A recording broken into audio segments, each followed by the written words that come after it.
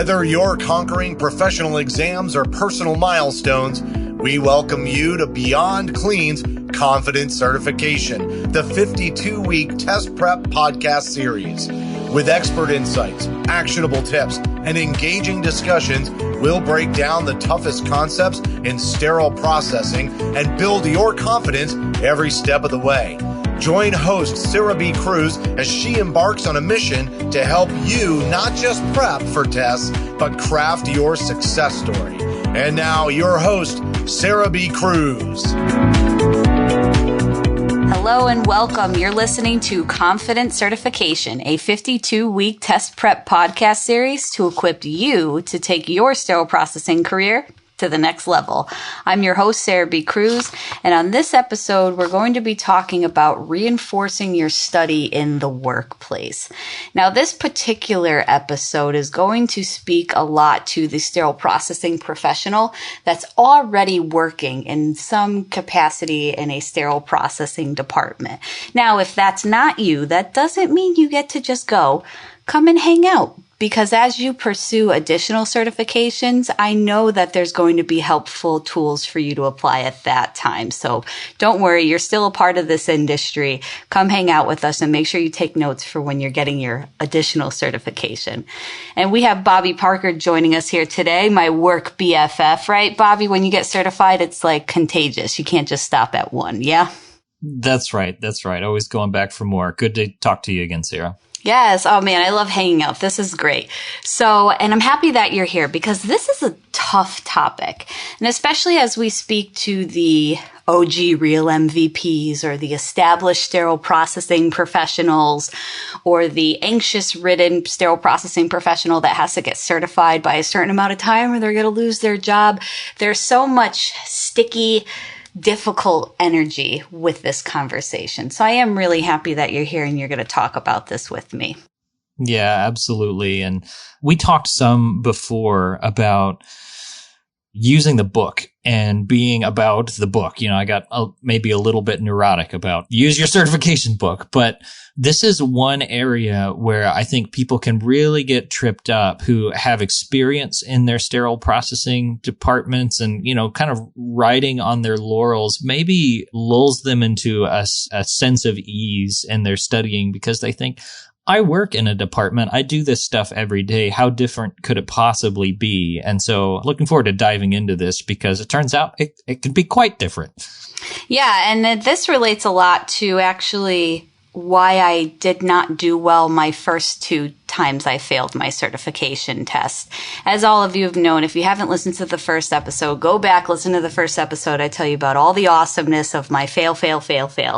And after I failed the first time and the second time, reevaluating, I could really see that a lot of it had to do with the fact that I was already working in the sterile processing field, already had a job in a department, and I had gone to school. And frankly, I was a know-it-all. Like, it showed up on the scene. I was like, I just finished school. Look at how great I am. And then my colleagues are like, you can't even pass your test. And I'm like, shut up. No, I'm like, that's enough of that.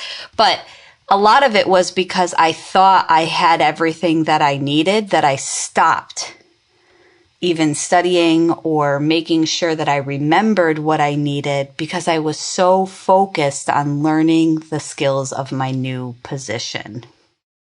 That makes a lot of sense. Yeah. And that's such a challenge, kind of bridging those two worlds between like what we experience in the department and the things that we need to know, because the certification book, it's not going to prepare you for like what is in Dr. Smith's cardiovascular tray, right? So all of that is obviously very important to being a successful technician, but so is understanding dynamic air removal, steam sterilization, and maybe your daily practice is not going to be talking about that very much. It's just, load it, hit the 4-minute 30 dry button and move on with life. And so I'm excited to talk about how can we go about incorporating some of that book knowledge into our day-to-day work in the department and trying to bridge that gap a little bit.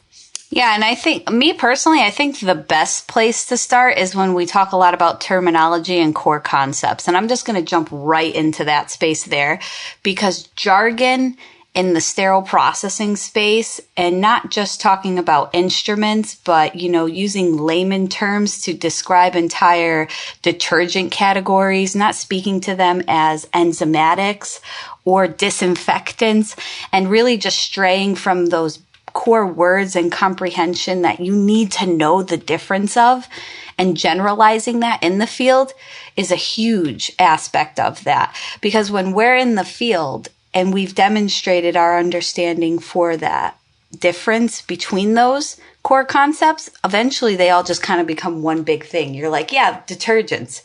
No, they're not all detergents. You have your disinfectants, your enzymatics. There's such a difference in between everything. And I know me personally, that's the first space I fell off in my own studying, was that I immediately ascribed to jargon in the workplace and pushed out a lot of that core comprehension, that foundation learning that I learned in my sterile processing program, the curriculum that I took, because jargon was easier. Yeah, that makes a lot of sense. And you see that even with brand names. Shout out to Sean Weir and his mission to get people to stop saying Sterad as a replacement for hydrogen peroxide sterilization, because not everybody uses the same piece of equipment. And so that vocabulary bit is really important. Let's hit pause real quick for a fun question. Sarah, what is the weirdest random piece of jargon that you've heard called for, maybe from an instrument name or something from the OR? What's the weirdest one that you've heard? Oh man, I say it all the time. The mother-in-law. I will never forget. I will never forget the day that the OR called and asked me to bring up a mother-in-law. And I wasn't even married at the time. And I was like, listen, I'm not that kind of girl. I'm not even married yet. So it was and I was like, I have no idea what that is. And then they followed it up with the turkey claw. And I'm like, I have no idea what a turkey claw looks like. I know I'm probably the worst person out there, but I don't know what a turkey claw looks like. So it was a low-end clamp, by the way. It's the one with the two on the top and the one on the bottom that you can screw up. Apparently that instrument reminded somebody of their mother-in-law. And I'm like, ooh, That's right. Yeah, that clamp kind of looks like a turkey claw. And to give the mental picture out there for the mother-in-law, it is a traumatic toothed grasper. It's a laparoscopic grasper with these big biting teeth on the end of it, which is kind of a hilarious nickname for an instrument. Mine was a similar story. This isn't the weirdest one that I've heard, but the one that put me back on my heels the most as a new technician was somebody calling to bring them a sweetheart in OR8. And I was like, what? Who do you want me to bring? So yeah, I can definitely relate to that. So yeah, our experiences in the department don't necessarily match up to our certification book, but not only those vocabulary words, but also sometimes our practices might not match up. Have you ever had that experience where either what you're reading or what a new person is reading is maybe different from what the standard procedure is in the department? Yes, definitely. And I know that's a big topic of discussion in our industry space, where it's, why are we learning it this way in the book, but then we get into these facilities and it's like that, right? So obviously, if it's being talked about in our industry space, if you're learning it that way in your facility first, and not that it deviates from what's being taught, but the core foundations of regulatory compliance, standards, recommended practices, and how that translates into policies, standard works, and then your general department guidelines, that's where that difference in comprehension and application is allowed to thrive in those spaces so that it can work in the facility that you're in. It doesn't make your facility the end all be all, but the certification test isn't asking about your facility. It's asking about what do you need to know to understand before it gets into your facility, right? So I think that was a big aspect for me, because I would kind of get that know-it-all energy where it's like, well, so-and-so says this. And it's like, okay, Sarah, but don't forget about your policies and how that translates into the standard work. And because I so wanted to ascribe to what I was learning that first 6 months in my new facility, that really limited my test taking, because I almost pushed all of that baseline comprehension and just took what I was doing as the way, the truth, and how it should be done. that's really helpful, especially knowing your standards, your regulations well, and what those requirements are. That is a big temptation, not only for new people, but for people with a bit of experience who come from a place that they loved, that worked, that had very successful surgery, low error rate, and they go somewhere new and it's wildly different. And they may be surprised to find out that those wildly different practices still meet the minimum recommendations of the guidelines. It's just a different way of applying that knowledge. So really useful to point that out. Yeah, and I think that's a sticky situation just in our space too. So I like that we can speak to how our certification test prep and our studying will actually help us navigate that in our facilities, because it is just such a huge pressing concern in our industry space. It's often talked about, right? Bobby, I feel like you and I can't escape that conversation at least once a year, right? All the time, yep. Good old social media. So, but now as we start to think about that, I want to push deeper into how we think we're supposed to do things. In your experience, Bobby, how can we in the workplace start to separate the idea that our core concepts can be our practices, and how do we apply that to our studying? So I think the most useful thing a department can do, and I've already harped on this some, so I won't spend too much time on this, but I think the most useful thing a department can do in this particular area is to incorporate the certification preparation and the certification reading into that employee's training processes. Because when we do training, often it's, pair them up with a preceptor. They get a competency sheet to follow if they're lucky. And we're just telling them, show them how you do it. And what people crystallize as truth is how my preceptor showed me how to do it is the right way. But that has no way of separating out what's the right way because this is a standard, and what's the right way because that's just Joe's preferred way to organize his workstation, right? All of it is truth if that's the only thing you get is your preceptor telling you we do it this way. If you can find a way to create an environment where your technicians are reading their certification manuals at the same time that they are getting training in that area of the department, not only are they going to have, multiple different opportunities to learn things. We talked about study styles. Maybe they're going to learn it better because they're reading it and seeing it and doing it all at the same time. But also it's going to help them be a bit more well-rounded because they're getting what the book is saying and what the department is saying, and they're feeling that conflict between the two in the moment. And I think that can be a good thing. What do you think? Oh, absolutely. And I think there's a reason why this episode is episode 11, and it's because this also speaks to the episode that Adam Okada joined us about training your brain, making sure that how you're doing it is actually relevant to what you need, making sure that you're doing that parallel learning that you were referring to, and how we can enforce that in helping and assisting everybody in the workplace. And personally, I think that this episode is the precursor to challenging this is how we've always done it. If we can incorporate these different aspects right away, we'll set the future of sterile processing up for this is how we do it versus this is how I do it. And it's the way I do it, so it's more correct. And with that, we're just going to take a little break and hear a word from our sponsor.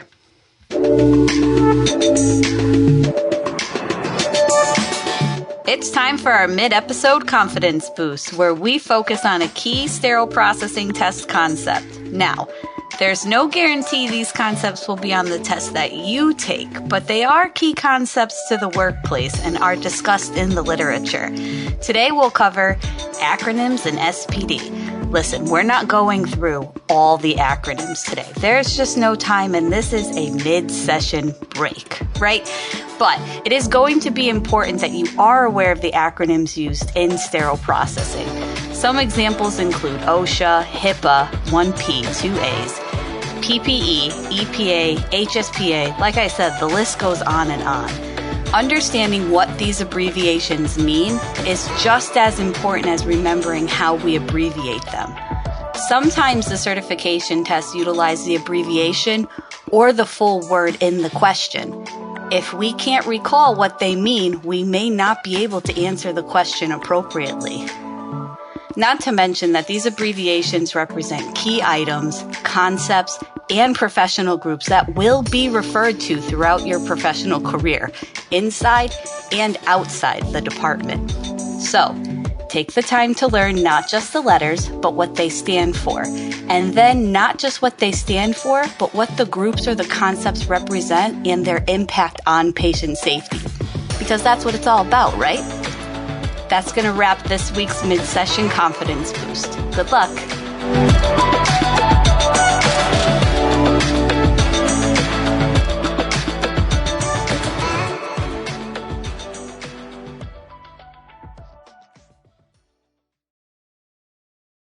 All right, everybody, and welcome back from our short break. And listen, I left on that little break with a big bomb. I said the phrase that nobody else wants to hear in the space, right? This is how we've always done it. And how making sure that we are assisting our sterile processing professionals in the workplace by not just arming them with tools on how to incorporate studying into their workplace practices, but maybe empowering some leadership to do the same thing. I know I can't be the only one that feels strongly about that. Bobby, tell me how you feel about it. Oh man, tell you how I really feel about it. Yeah, that should never be our answer to a question of, is this appropriate? Well, I mean, we haven't had any problems. It's the way we've always done it, right? And so I don't want to steal your thunder down the line as we talk about, overcoming those kind of legacy, long-held processes and practices, those sacred cows. But going back to that concept of feeling the conflict between what we're reading and what we're experiencing in the department being potentially a good thing. I know from my own experience being a leader in sterile processing, some of the best ideas that we got for workflow and for improving our training program came from technicians who were reading their certification manual while they were being trained and were just asking really good questions. Like, why do we do it this way? I see in my certification book that we're supposed to have critical rinse water on the last sink of our manual wash. Where's the critical rinse? Do we have critical rinse water here? And sometimes bringing that up not only exposes a piece of knowledge that the preceptor didn't have, it also starts a really good conversation with leadership. And so rather than just leaving it to a preceptor to continue training on the same way we've always done things, encouraging people to incorporate their certification learning into the training process can be really valuable, not only for making a well-rounded technician, but it might just save your department from an accreditation citing or something of the sort. Yeah, absolutely. And I just want to speak to how to have that conversation and not be the know-it-all in that conversation too, right? So as a recovering know-it-all and brainer, as my mentor likes to tell me, Sarah, you don't have to have the answers for everything. Sometimes you just have to know the right people who have the better answer than you, right? Let me help you how to navigate that situation. So if you're in that situation as a new technician or a newly certified technician and you realize that the critical water is missing on the third sink, there is a way to bring it up that will yield the outcome we want, right? So let's make sure that the outcome that we want is not to be the one that told our manager that we don't have critical water, right? Because the main point is that we get the critical water, or we've identified the issue, or we're helping our leadership get what we need out of the end goal. Not to be right. Okay, so first of all, it feels good to be right. Enjoy that, revel in it, keep it to yourself. But the main goal is that we address the question with critical water. So in order to bring that up effectively, make sure you're talking to them in a space that doesn't blow up their spot, dare I say. They may have the answer you need, but if you're coming across very aggressive and like, well, I don't see this, and how could that be happening? And how long has it been like this? I've only been here for a certain amount of months, and you guys have been open for years. Like, calm down, first of all, right, Bobby? Like, just calm down, check yourself for a second, okay? We already know you know the most about critical water. You don't have to prove it to anybody else in the situation. So take the pause. Have that talk offline with them. Come from a curious and a questioning state rather than an accusatory and an action-based result, right? Because good results don't usually happen immediately. They take good execution, good planning to roll out so they have staying power. So if you've noticed something like that, you see a deviation in your studying versus the real world applications in your job that you've probably been working in for years and you didn't even know it was an issue until you went and got certified, right? Take that time to talk with your leadership offline, have good, healthy conversation, bring the documentation with you, and bring that workbook that we told you to buy so that they have all the information they need to make a sound decision too. Again, working towards the solution.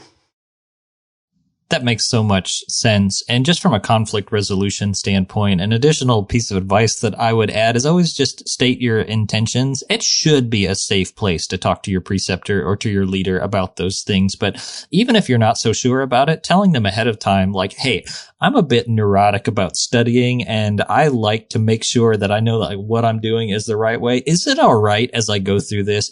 If I see something that doesn't make sense to me or seems different from what I'm reading, can I ask you about it and just look at it with you and you can explain? Because I'm sure I'm misinterpreting it, and just getting that permission on the front end a lot of times really helps people know what your motives and intentions are. And even guardrailing it by saying, like, I'm not a know-it-all and I'm not trying to be one. This is just me and it helps me. Will you help me with that? I'm sure they'll be happy to do that. Yeah, and that's one of those practical tools that go back to the whole purpose of the episode, right? The goal is to incorporate studying in the workplace. Yeah. So if you're studying and you want to see how you can apply it in the workspace, a lot of that is first recognizing the areas that may be needing some addressing, right? Like our critical water. That's right. And gosh, the time's running by so quickly. But before we close, I feel like we have to also mention to our folks who already have their certification, right? Because the studying, the learning, the looking into standards, it doesn't just stop whenever the letters get behind your name, right? So for our experienced technicians out there, standards, guidelines, even the certification manual should be just as near and dear to your heart. Be about the book. Don't be about the way we've always done things around here. There are so many opportunities to take a look at a process that maybe doesn't make any sense to you and just making sure that it follows both your department policy and also the standards and guidelines that support that. So for our certified technicians out there who've got a little bit of experience under their belts and are thinking, this is useful for our brand new technicians, but it doesn't have much to apply to me. I just want to appeal to you that the learning never stops in sterile processing. Healthcare is always changing. Standards are always changing. Processes are always changing. So if we just freeze at that moment in time when we get our certification and we stop learning, we're going to get stuck in the way we've always done it land. And nobody wants that. So I want to encourage you to continue this curious, inquisitive, studying posture where we look at the standards, the guidelines, the updates to the certification materials, listen to good podcasts and online resources, and continue to grow your knowledge base in sterile processing, because processes in your department or maybe the next one that you end up in are going to need some looking into. And maybe you could be the one to start that change in presenting some material that would suggest that needs to be updated or changed for the better. So, Sarah, I know that you've been giving all the homework and been the bad guy for all the episodes. So let me, as we wrap here, suggest a couple pieces of homework for our listeners. Please do. Yes. Right? Okay, guys. So this is very special because Bobby Parker homework assignment. All right. Coming in hot. Take it seriously. All right, 2 bits. So first, if you are a new technician, you're still in your training, you're in your orientation, maybe you don't have a certification book, go to your leader and ask if you can borrow one and begin that process of reading through the chapters that correspond to the part of the department that you're being trained in. So if you're on steam sterilizers this week, go ahead and read that section on steam sterilization, maybe also the one on packaging methods, and learn about your wraps and your rigid containers and things like that. And pay attention to what the differences are between what you're experiencing in the department and what your book is telling you to do. If you are well past that point, you're not in your orientation anymore, maybe you're even certified, my challenge to you this week is to go on a little scavenger hunt in the department. If you can find them, see if you can find any standards that are available in your department. You'll find a group of standards that we use in the Sterile Processing Department called AAMI. It's an abbreviation, AAMI. That's not a person's name. I've had that come up many times. Who is Amy and why does she get to tell us what to bossy. do? No, Amy. That's right. See if you can find an AAMI standards in your department. See what certification textbooks are available in your department. And the kicker is see if you can find all of the user manuals for the equipment that you operate in the department. Your washers, your sterilizers, anything that plugs into the wall. You don't necessarily have to go through reading all of those at this time, but just see if you even have them, because you would not believe how many departments that say that they base their policies off of standards and that they follow user guidelines and they don't have it in the department. So that's your homework. Go on a little scavenger hunt. See what you can find. Oh, I like that, because, when you've been in a facility for so long, you think you know all the ins and outs of it. And this is a nice way to get reacquainted with all the different areas that are outside of decon or assembly. Bobby, that was such a good homework assignment. They're going to want you to give homework every single time. And that's going to do it for this week's episode. For more sterile processing education and resources, make sure to visit beyondclean.net or follow Beyond Clean on Facebook, LinkedIn, Twitter, and Instagram. And don't forget to check out over 1,000 SPD-related videos at youtube.com/beyondclean. If you have any questions or comments for the show, you can reach out to info@beyondclean.net. Finally, make sure to download the Beyond Clean mobile app on the Apple and Android app stores so that you don't miss a future episode of any of the other awesome Beyond Clean podcasts. My name's Sarah B. Cruz, and you've been listening to Confidence Certification. Until next time, keep fighting dirty and pass that test with confidence. The views and opinions expressed in this podcast series are of Sarah B. Cruz only and do not represent the companies she works for or collaborates with.